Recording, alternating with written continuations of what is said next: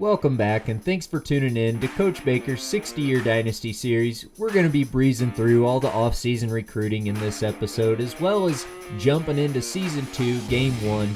If you haven't already, hit the subscribe, hit the like, really helps the mission out here. And without further ado, let's jump to it. At the end of that wonderful season, we had one lonesome draft pick going to the NFL, David Blow, the guy that led the show. He's going third round. We did have a couple guys wanting to transfer out, a couple juniors wanting to go pro, but we were able to talk them into staying. We're jumping over and taking a look at Coach Baker's recruiting board. We're still pursuing the number one safety in the country in Joe Brown, going after the D tackle Javon Kilpatrick. I'd also like to inject a little life into our D line. We're going to pursue Jonathan Dukes as well as tight end Ben Coley, and then we'll apply the last of our points there to Antonio Barr, hoping we can still beef up our offensive line a little bit this year. If not, I'll begin to worry about the safety of our quarterback. Absolutely unbelievable. We just signed Joe Brown, Jonathan Dukes, as well as Ben Coley. We signed our first 5-star prospect in school history, 3 4-stars, a few 3-stars, and we finished out with a couple 2-stars. We're going to go ahead and jump over to some position changes so we can take a look at some of these higher rated recruits we signed. We've got Ben Coley. He came in at 78 overall. Joe Brown comes in at 79, 4-star, and here's the one we've all been waiting for, Michael Engel, our athletic 5-star athlete commit. He's got 84 throw power, 78 throw accuracy, 88 speed. I'm really liking this guy and his potential. By his sophomore junior year, he should be starting for us, and who knows, maybe by his junior senior year, he's got Heisman potential written all over him, guys. With all the off-season training complete, we had 7 guys improve to 90 overall or better, and I just kind of like to use that as a little barometer to tell me how I'm gauged against other teams. I know Alabama's going to have 12 to 18 90-plus guys, and if you want to compete with them, you have to compete with them start to finish. Jumping over to our depth chart, we're going to take a quick look. We do need to definitely improve our offensive line. It's not looking pretty. If we don't make some changes there, it's not going to get any better in the future either. We do have a pretty solid linebacking core, though.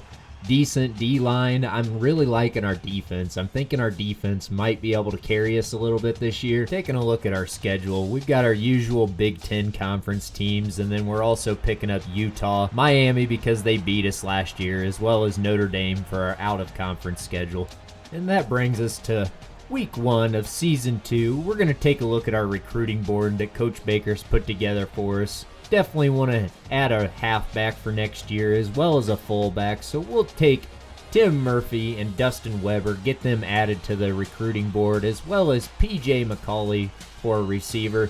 Here we are at the offensive line screen, definitely adding all the points we can. Initially, we're going to be pursuing Tim Williams, Anthony Hill, as well as Brandon Fowler for our offensive line. For our defensive line, we're going after Jamal Price, and then we jump over to our linebackers. This Sean Harris guy, nastiest looking dude from Texas, 6'2", 220. We're also going to add Luke Davis as well as John Moore to that linebacking crew. Jumping over to cornerbacks, I'm liking Jason Williams. Look that name up. White chocolate, what a guy. And then we've got Garth Ryan as well as Eric Beverly for our free safety. Gonna jump over here, try to pick up Jeff Mason. He's one of those athletic guys, speedy but yet got an arm. I always like to try to go for one of those. That way we can have that athletic, maybe option type quarterback. Jumping over to Week 2 where we're gonna take on the Utah Utes. It's gonna be 2 top 25 teams squaring off. First game of the season. We come in at 17. They come in at 18. We're gonna get over to the game, but before we do that, let's check out some recruiting. Go ahead and top Jeff Mason off there, as well as Anthony Hill, and then we'll go ahead and hit Tim Williams as well. We just want to focus on our offensive line. Taking a look at some of that pregame info, they definitely look to have the upper edge, but we're coming in with Moore, Bailey, and Hopkins. No changes there. They're just a little better than they were last year. Utah's top players end up being Lakey Fotu, Jalen Johnson, and Zach Moss. All 3 of those were drafted into the NFL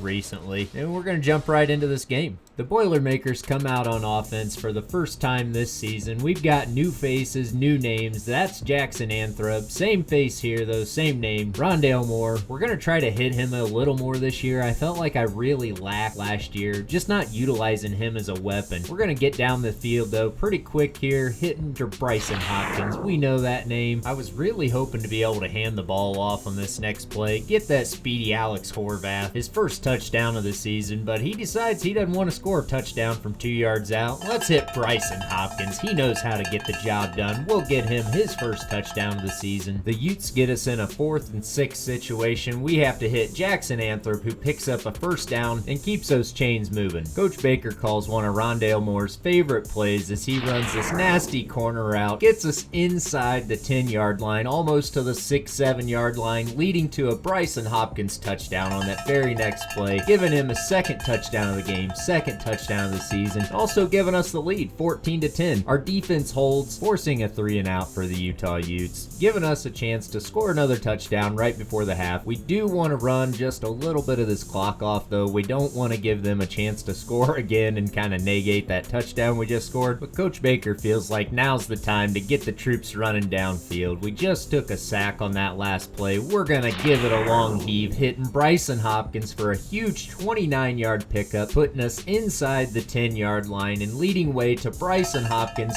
third touchdown of the first half of the first game. Ladies and gentlemen, he is killing it. Our defense does hold him out there, doesn't give up any more scores for the half. We start the third quarter with the lead and on offense with nearly a 2-score lead coming out of halftime. Coach Baker's looking to slow things down just a touch, run the ball more than we saw this first half. Plain and simple, if Utah's offense isn't on the field, they can't score points. The other side of that, though, is if Sindelar decides he wants to throw an interception trying to heave the ball deep, they could return it for 6. They don't end up doing that on this one, but our defense forces a 3-and-out, not giving up a score to Utah, bringing our offense back out and giving them another chance to milk some more time off that clock. With the fourth quarter approaching and our defense dominating the Utah offense, Coach Baker figured, why not? Let's give the 5-star a chance. We're going to put him in. He shows he can fire the ball on the first play and hits the ground with his legs on the second play on that read option, picking up the first down. Of course, it's early to jump ahead, but these are the type of situations where 2 quarterbacks could possibly play because Sindelar did a great job throwing the ball for us, and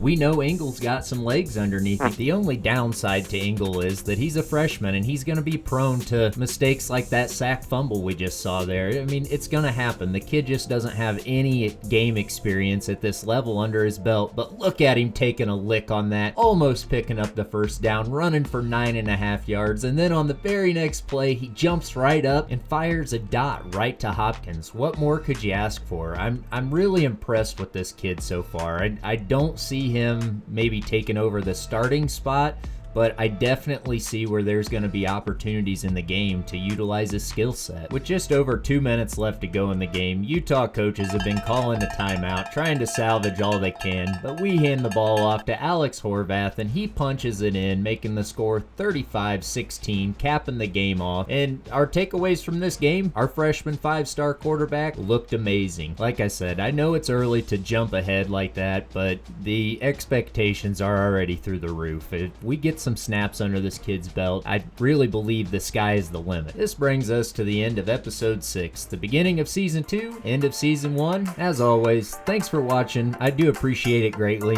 It just lets me keep playing this game, keep posting, let me know that somebody's out there watching. If you haven't already, why haven't you? Hit the like, hit the subscribe, and we'll see you back for episode 7.